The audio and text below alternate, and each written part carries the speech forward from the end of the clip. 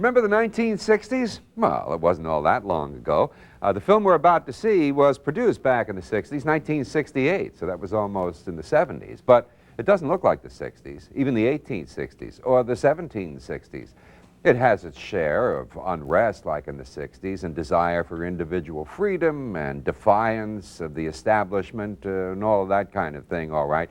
But that doesn't really imply modern times. I mean, many people compared this movie with West Side Story, which came to the screen 7 years earlier. Actually, really, though, it's the other way around. The story we're about to see it came in way before West Side Story. In fact, hundreds of years before West Side Story. It's Shakespeare's Romeo and Juliet, but what a Romeo and Juliet this is. It's Franco Zeffirelli's interpretation of the great story, and he was aiming for the youth culture back in those days when he made this movie in the 60s. First of all, instead of casting well-known, more mature stars, as they always used to do in Romeo and Juliet or any of Shakespeare, he brought in two unknown teenagers. Leonard Whiting, who plays Romeo, was only 17 years old, and Olivia Hussey, the most gorgeous Juliet you've ever seen. She was only 15 years old at the time. And that's what these two kids really were. In the original story, they were about 17 or 15, or close to it anyway.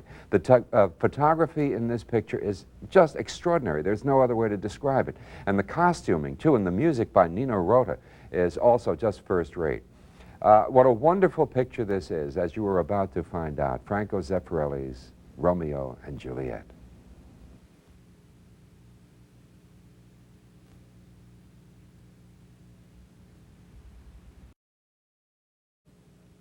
Franco Zeffirelli not only directed Romeo and Juliet, but of course he is credited as the co-producer and the co-screenwriter too.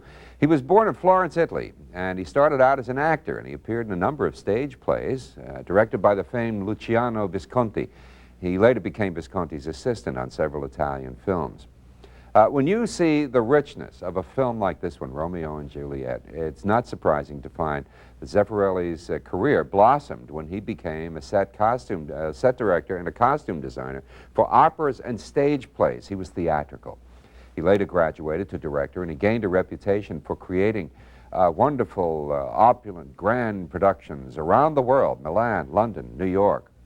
But even though his reputation was really built and based upon his stage work, as far as designing operas and plays were concerned, his film adaptations, like Romeo and Juliet, and The Taming of the Shrew was another one with Burton Taylor, these were not stagey at all in the way they presented. They were real movies. So this man had many, many talents, and he brought them to the screen in a unique and wonderful way. Franco Zeffirelli. Now let's look at this.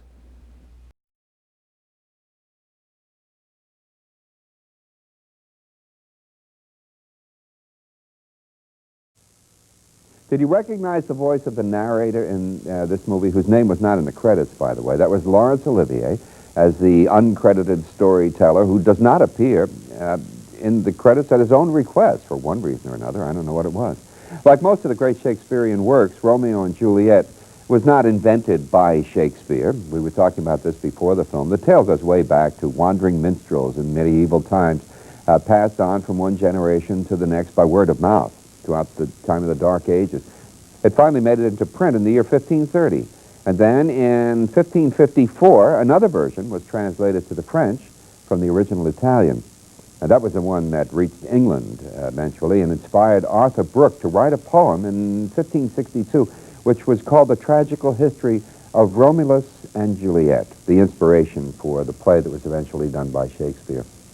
It was first performed, the Shakespearean Company, in 1597 at the famous Globe Theatre on the south bank of the Thames River. And at all this time, almost 400 years, the story is every bit as meaningful today as it was then, because the best stories hold a mirror to ourselves and others.